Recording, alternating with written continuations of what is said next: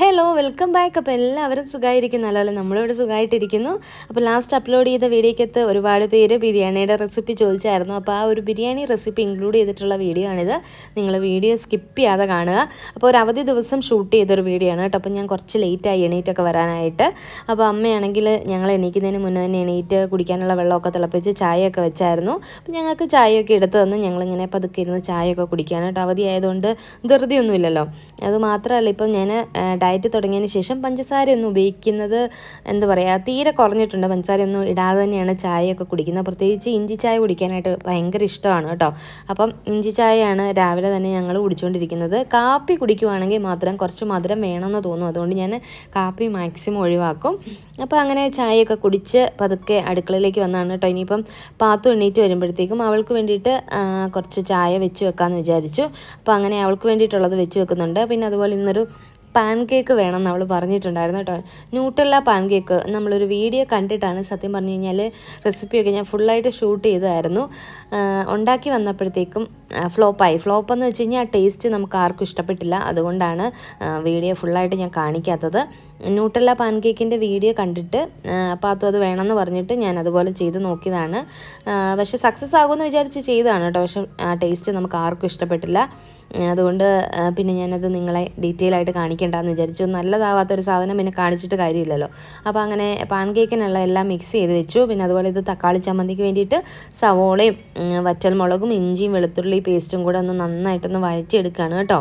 അപ്പോൾ ഓയിൽ ഏത് വേണമെങ്കിലും യൂസ് ചെയ്യാം.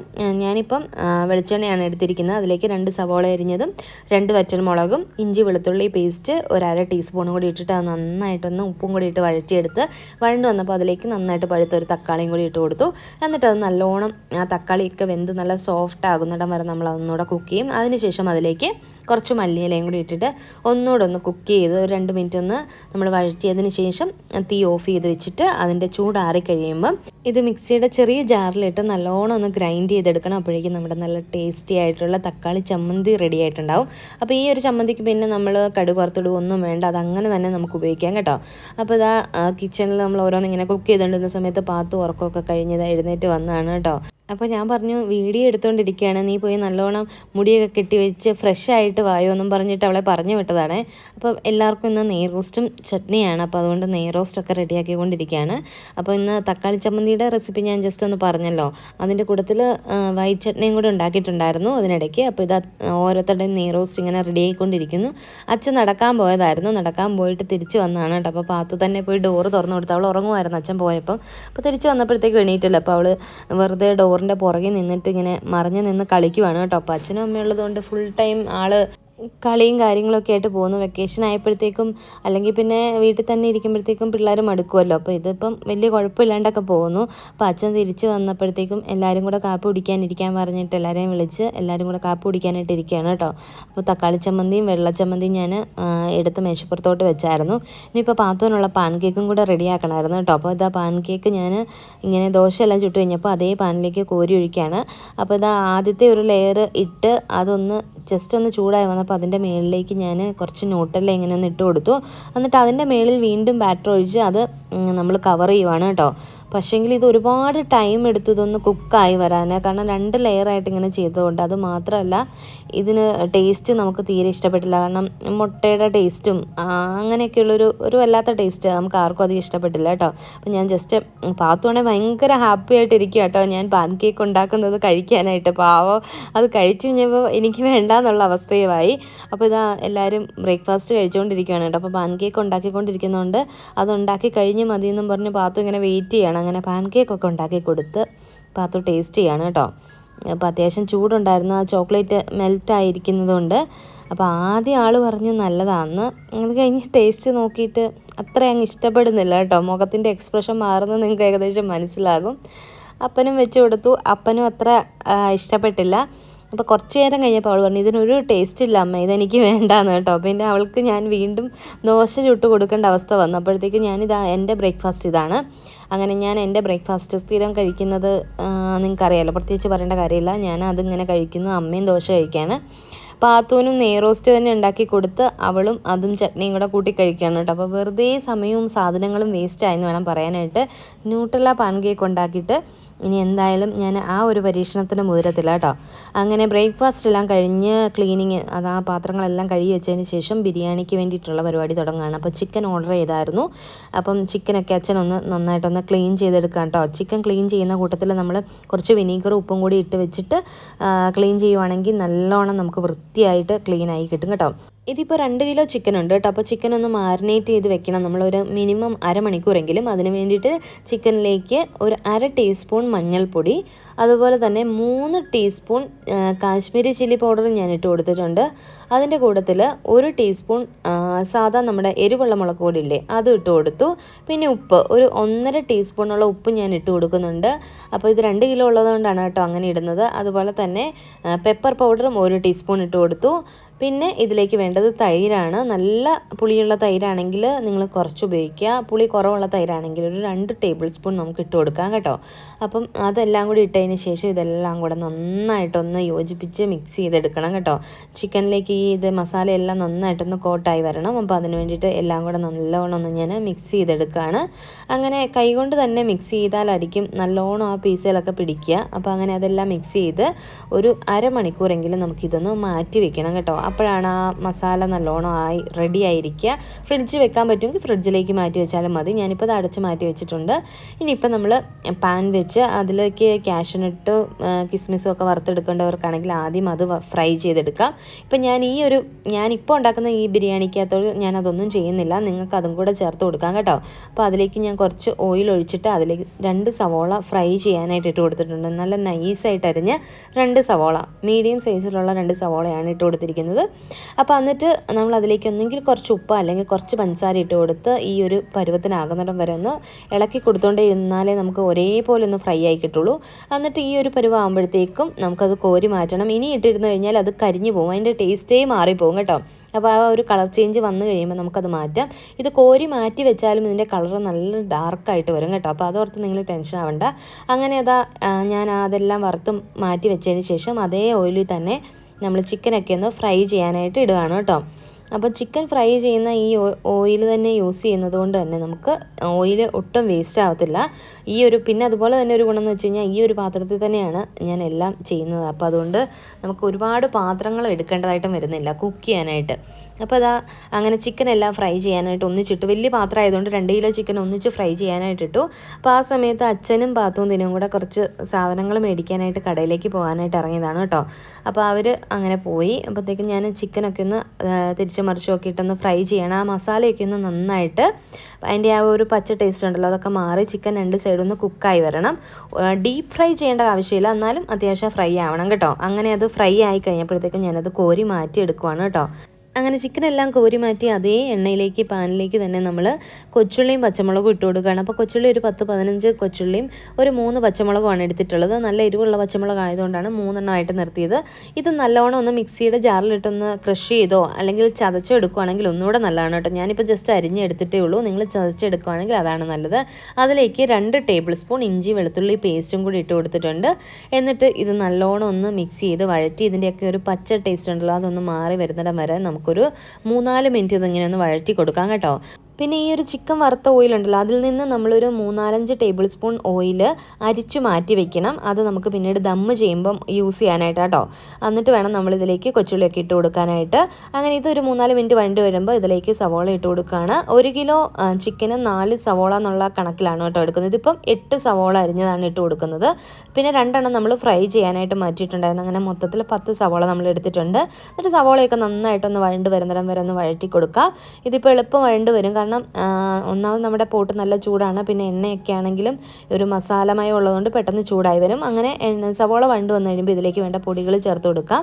ഒരു 1/2 ടീസ്പൂൺ മഞ്ഞൾപ്പൊടി, അതുപോലെ 1 ടീസ്പൂൺ ചിക്കൻ മസാല, പിന്നെ കാശ്മീരി ചില്ലി പൗഡർ 3 ടീസ്പൂൺ ചേർത്തിട്ടുണ്ട്. Chilli powder normal chilli powder 1.5 teaspoon, പിന്നെ ബിരിയാണി മസാല ഞാൻ 1.5 ടീസ്പൂൺ ചേർത്തിട്ടുണ്ട്. ഗരം മസാല 1.25 ടീസ്പൂൺ ചേർത്തിട്ടുണ്ട്. പെപ്പർ പൗഡർ 1 ടീസ്പൂണ്, പിന്നെ അതിൻ്റെ കൂട്ടത്തിൽ കുറച്ച് പെരുംജീരകം പൊടിച്ചത് 1/2 ടീസ്പൂണ്. അപ്പോൾ ഇത്രയും പൊടികളാണ് ഞാൻ ഇതിലേക്ക് ചേർത്തിട്ടുള്ളത്. അപ്പോൾ ഞാൻ ഈ പൊടികളുടെ ഡീറ്റെയിൽസൊക്കെ ഡിസ്ക്രിപ്ഷനിൽ കൊടുത്തേക്കാം, നിങ്ങൾക്ക് ഡൗട്ട് വരാതിരിക്കാനാണ് കേട്ടോ. അങ്ങനെ പൊടികളുടെ പച്ചമണം എല്ലാം മാറി നന്നായിട്ട് അതൊന്ന് വഴറ്റി ഒരു 3-4 മിനിറ്റ് വഴറ്റി കഴിയുമ്പോൾ ഞാൻ അതിലേക്ക് നല്ലോണം പഴുത്ത 2 വലിയ തക്കാളി അരിഞ്ഞും കൂടി ഇട്ട് കൊടുത്തിട്ടുണ്ട്. ഇനിയിപ്പോൾ ഇത് നമുക്കൊന്ന് മൂടി വെച്ചിട്ട് തക്കാളി നല്ലോണം സോഫ്റ്റ് ആകുന്നിടം വരെ ഒന്ന് കുക്ക് ചെയ്യണം. അങ്ങനെ തക്കാളിയൊക്കെ നല്ലപോലെ സോഫ്റ്റായി വന്നു കഴിയുമ്പോൾ ഇതിലേക്ക് മല്ലിയിലയും പുതിനയിലയും കട്ട് ചെയ്ത് വെച്ചിട്ടുണ്ടായിരുന്നു കേട്ടോ. ഒരു കൈപ്പിടി മല്ലിയിലയും അതിൽ നിന്ന് കുറച്ച് കുറവ് പുതിനയിലയും കൂടിയാണ് എടുത്തിട്ടുണ്ടായിരുന്നത്. അങ്ങനെ അത് കട്ട് ചെയ്ത് വെച്ചിട്ടുണ്ടായിരുന്നതും കൂടി ഇതിലേക്ക് ഇട്ട് കൊടുത്തിട്ട് നന്നായിട്ടൊന്ന് വഴറ്റിയെടുക്കുകയാണ്. 1-2 മിനിറ്റ് ഞാൻ അങ്ങനെ അതും കൂടെ ഒന്ന് വഴറ്റിയെടുക്കുന്നുണ്ട് കേട്ടോ. അങ്ങനെ ആ ഇലകളും കൂടെ ചേർത്ത് കഴിയുമ്പോഴാണ് നമ്മുടെ ബിരിയാണി മസാലയ്ക്ക് ആ ഒരു കറക്റ്റ് ആ ഒരു സ്മെല്ല് വരുന്നത് തന്നെ.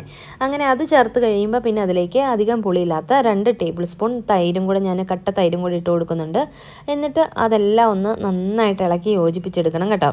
ആ ഒരു തൈര് ഈ ഒരു മസാലയായിട്ട് നല്ലോണം ഒന്ന് യോജിച്ച് വരുമ്പോഴത്തേക്കും നമ്മുടെ ബിരിയാണി മസാലയുടെ കളറും കൂടെ ഒന്ന് ചെറുതായിട്ടൊന്ന് ചേഞ്ച് ആകും. നല്ല അടിപൊളി ടേസ്റ്റ് ആയിട്ടുള്ള മസാല റെഡി ആയിട്ടുണ്ട്. അപ്പോൾ ഇനി ഞാൻ ഇതിൻ്റെ ടേസ്റ്റ് കൂട്ടാനായിട്ട് ചെയ്യുന്നൊരു കാര്യം എന്ന് പറയുന്നത്, നമ്മൾ നേരത്തെ സവോള ഫ്രൈ ചെയ്ത് വെച്ചിട്ടില്ലായിരുന്നു, അതൊരു കൈപ്പിടി എടുത്തിട്ട് നല്ലോണം ഒന്ന് ഞെരടി കൈകൊണ്ട് തന്നെ ഒന്ന് ക്രഷ് ചെയ്ത് അതിലേക്ക് ഇട്ട് കൊടുത്തിട്ട് അത് മിക്സ് ചെയ്യാണ്. എന്നിട്ട് ഈ സമയത്ത് നമ്മൾ മസാലയുടെ ടേസ്റ്റ് നോക്കുക. ഉപ്പ് എന്തെങ്കിലും കൂടാനുണ്ടെങ്കിൽ അത് ഈ സമയത്ത് ചേർത്ത് കൊടുക്കുക. അപ്പോൾ നിങ്ങൾക്ക് പുളി കുറവായിട്ട് തോന്നുകയാണെങ്കിൽ കുറച്ച് നാരങ്ങ നീര് വേണമെങ്കിലും ചേർത്ത് കൊടുക്കുക കേട്ടോ ഈ സമയത്ത്. അപ്പോൾ ഇതെല്ലാം പാകത്തിനാണ്, ഒരു കുഴപ്പമില്ല, നമ്മുടെ മസാല പെർഫെക്റ്റ് ആണ്. അപ്പോൾ അതിലേക്ക് ഞാനിനി ഫ്രൈ ചെയ്ത് വെച്ചിട്ടുണ്ടായിരുന്ന ചിക്കൻ പീസസ് ചേർത്ത് കൊടുക്കുകയാണ് കേട്ടോ. എന്നിട്ട് ചിക്കൻ എല്ലാം കൂടെ യോജിപ്പിച്ചതിന് ശേഷം പിന്നെ നമുക്കതൊന്ന് മൂടി വെച്ചിട്ട് കുക്ക് ചെയ്യണം. അപ്പോൾ ഇതെല്ലാം നന്നായിട്ടൊന്ന് മസാലയായിട്ട് യോജിച്ച് വരാൻ വേണ്ടിയിട്ട് നല്ലോണം ഞാൻ ഇളക്കി കൊടുക്കുകയാണ്. അപ്പം ചിക്കൻ ഫ്രൈ ചെയ്തതുകൊണ്ട് തന്നെ ഇനിയിപ്പോൾ അധികം സമയം നമുക്കിത് കുക്ക് ചെയ്യാനായിട്ട് വേണ്ട. അതുപോലെ തന്നെ ഇത് പൊടിഞ്ഞു പോത്തുമില്ല, നമ്മുടെ ചിക്കൻ പീസസ് പൊടിഞ്ഞു പോത്തുമില്ല. അപ്പോൾ അത് എല്ലാ പീസും നന്നായിട്ട് നമ്മൾ മസാലയായിട്ട് കോട്ട് ചെയ്തെടുത്തിട്ടുണ്ട്. ഇനിയിപ്പോൾ ഇതൊന്ന് മൂടി വെച്ചിട്ട് ഒരു 7-8 മിനിറ്റ് നമുക്കിതിങ്ങനെ ഒന്ന് കുക്ക് ചെയ്യണം. അപ്പോൾ അതിനിടയ്ക്ക് നമുക്ക് തുറന്ന് നോക്കണം, അതിൽ നിന്ന് കുറച്ചൊക്കെ ഒരു വെള്ളത്തിൻ്റെ അംശമൊക്കെ ഇറങ്ങി വരും. അപ്പോൾ അതുവരെ നമുക്കൊരു 3-4 മിനിറ്റ് കഴിയുമ്പോഴത്തേക്ക് ഒന്ന് തുറന്ന് നോക്കണം കേട്ടോ. അപ്പോൾ അത് അവിടെ ഇരുന്ന് അങ്ങനെ കുക്കാവുന്ന സമയം കൊണ്ട് ഇപ്പുറത്ത് പാൻ വെച്ചിട്ട് ഞാൻ റൈസ് റെഡിയാക്കാമെന്ന് വിചാരിച്ചു. ഇതിപ്പം 1 കിലോ റൈസ് വരെ ഈ ഒരു പോട്ടിൽ കുക്ക് ചെയ്യാനായിട്ട് പറ്റും കേട്ടോ. അങ്ങനെ ഞാൻ നെയ്യാണ് ഒഴിച്ചിരിക്കുന്നത്. ഒരു 3-4 ടേബിൾ സ്പൂൺ നെയ്യ് ഒഴിച്ചിട്ട് അതിലേക്ക് സ്പൈസസ് ഇട്ട് കൊടുക്കുകയാണ്. 2 ബേ ലീഫ്, അതുപോലെ ഒരു തക്കോലം, ഒരു 5-6 ഏലക്ക, പിന്നെ പട്ട, ഒരു വലിയ പീസ് പട്ട ചെറുതായിട്ട് മുറിച്ചത്, അതുപോലെ 5-6 ഗ്രാമ്പു ഇത്ര ഇട്ട് കൊടുത്തു. അതിൻ്റെ കൂട്ടത്തിൽ പെരുംജീരകം, ഫെനൽ സീഡ്സും കൂടി ഇട്ട് കൊടുത്തിട്ടുണ്ട്, ഒരു 1/2 ടീസ്പൂണോളം. എന്നിട്ട് നമ്മളിതെല്ലാം കൂടെ നന്നായിട്ടൊന്ന് നെയ്ക്കകത്തിട്ടൊന്ന് ഡ്രൈ ആക്കി എടുക്കുകയാണ് കേട്ടോ. അപ്പോൾ എന്താ, ചിക്കൻ ഇടയ്ക്ക് തുറന്ന് നോക്കണം എന്ന് ഞാൻ പറഞ്ഞില്ലായിരുന്നു. അപ്പോൾ ചിക്കനിൽ നിന്ന് കുറച്ച് വെള്ളത്തിൻ്റെ അംശമൊക്കെ നമ്മൾ കാണുന്നുണ്ട്. ഫ്രൈ ചെയ്തുകൊണ്ട് തന്നെ ചിക്കനിൽ നിന്ന് വെള്ളമൊന്നും ഇറങ്ങി വരില്ല. അപ്പോൾ അതിലേക്ക് കുറച്ച് വെള്ളം നമ്മൾ ചേർത്ത് കൊടുക്കണം. വെള്ളം ചേർക്കുമ്പോൾ തിളപ്പിച്ച വെള്ളം തന്നെ ചേർക്കാനായിട്ട് ശ്രദ്ധിക്കണം കേട്ടോ. അപ്പോൾ കുറച്ച് വെള്ളം ചേർത്ത് കൊടുത്തിട്ട് മസാല ഒന്ന് റെഡിയാക്കി എടുക്കുകയാണ്. അപ്പോൾ ഇനിയിപ്പോൾ അത് മൂടി വെച്ചിട്ട് നമുക്കൊന്ന് വേവിക്കാം. ഒരു 3/4 കപ്പോളം വെള്ളമെങ്കിലും നമുക്ക് ചേർത്ത് കൊടുക്കണം കേട്ടോ. എന്നിട്ട് അത് അവിടെ ഇരുന്ന് നന്നായിട്ടൊന്ന് കുക്കാവട്ടെ. അത് അവിടെ ഇരുന്ന് കുക്കാവുന്ന സമയം കൊണ്ട് നമുക്ക് നമ്മുടെ ചോറും റെഡിയാക്കി എടുക്കാം. പിന്നെ ഇടയ്ക്കൊന്ന് തുറന്ന് ഇളക്കി കൊടുക്കാനായിട്ട് മറക്കരുത് കേട്ടോ. അങ്ങനെ ഇത് സ്പൈസസ് ഒക്കെ ഒന്ന് പൊട്ടി വന്നപ്പോഴത്തേക്കും അതിലേക്ക് ഒരു സവോള, 1 കിലോ റൈസിന് ഒരു മീഡിയം സൈസിലുള്ള സവോളയാണ് കേട്ടോ ഞാൻ എടുക്കുന്നത്. അത് അരിഞ്ഞതും കൂടി ഇതിലേക്ക് ഇട്ട് കൊടുത്തിട്ട് ഒന്ന് വഴറ്റിയെടുക്കുന്നുണ്ട്. 1-2 മിനിറ്റ് നമുക്കിതിങ്ങനെ ഒന്ന് വഴറ്റിയെടുക്കാം. അങ്ങനെ സവോളയൊക്കെ ഒന്ന് ജസ്റ്റ് ഒന്ന് വാടി വരുന്നിടം വരെ നമുക്കൊന്ന് വഴറ്റിയതിന് ശേഷം അതിലേക്ക് അരിയിട്ട് നമ്മളിതൊന്ന് ഫ്രൈ ചെയ്തെടുക്കുകയാണ്. അപ്പോൾ കൂട്ടത്തിൽ ഞാനൊരു പച്ചമുളകും കൂടി ഇട്ട് കൊടുക്കുന്നുണ്ട് കേട്ടോ. നമ്മുടെ റൈസ് വെന്ത് വരുമ്പോൾ ആ റൈസിന് നല്ലൊരു ഫ്ലേവർ ടേസ്റ്റ് കിട്ടാനായിട്ട് ഒരു പച്ചമുളകും കൂടി ഇടുന്നത് നല്ലതാണ്. അപ്പോൾ അങ്ങനെ അതെല്ലാം ഒന്ന് നന്നായിട്ടൊന്ന് വഴറ്റിയെടുക്കുകയാണ്. ഇനിയിപ്പോൾ ഞാനിതിലേക്ക് 1 കിലോ ജീരകശാല റൈസാണ് കേട്ടോ ചേർത്ത് കൊടുക്കുന്നത്. അപ്പോൾ ഇത് നന്നായിട്ട് വാഷ് ചെയ്തതിന് ശേഷം 1/2 മണിക്കൂർ നമ്മൾ സോക്ക് ചെയ്ത് വെച്ചിട്ടുണ്ടായിരുന്ന ജീരകശാല റൈസാണ്. എന്നിട്ട് അതൊന്ന് അതിലെ വെള്ളമൊക്കെ വാലാനായിട്ടൊന്ന് എടുത്ത് നമ്മൾ അരിപ്പയ്ക്കകത്ത് വെച്ചിട്ടുണ്ടായിരുന്നു. അപ്പോൾ റൈസ് നമ്മൾ ഇതിലേക്ക് ഇട്ട് കൊടുത്തിട്ട് നന്നായിട്ടൊന്ന് ഫ്രൈ ചെയ്തെടുക്കുകയാണ്. ഫ്രൈ എന്ന് വെച്ച് കഴിഞ്ഞാൽ നമ്മൾ നല്ലോണം ഇത് റോസ്റ്റാക്കി എടുക്കണം.